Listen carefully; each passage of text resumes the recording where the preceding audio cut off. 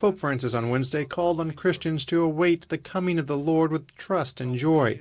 Speaking to thousands of pilgrims gathered in St. Peter's Square for the Wednesday general audience, the Pope continued his catechesis on the Creed and reflected on three gospel texts that he said help us to understand the mystery of the Last Judgment and the second coming of the Lord. Just as human history began with the creation of man and woman in the image of God, the Pope explained, so it will end with Christ's return and the final judgment.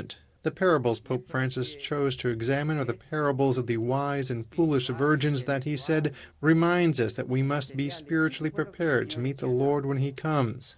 The parable of the talents that emphasizes our responsibility to use wisely God's gifts, making them bear abundant fruit. And here, he said, I would ask the many young people present to be generous with their God-given talents for the good of others, the church, and the world.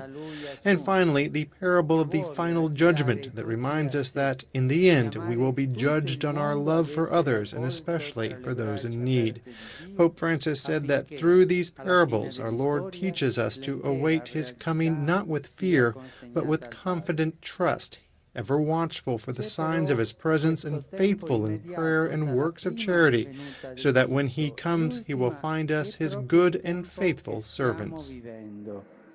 In questo contesto del tempo immediato si colloca la parabola delle 10 virgini.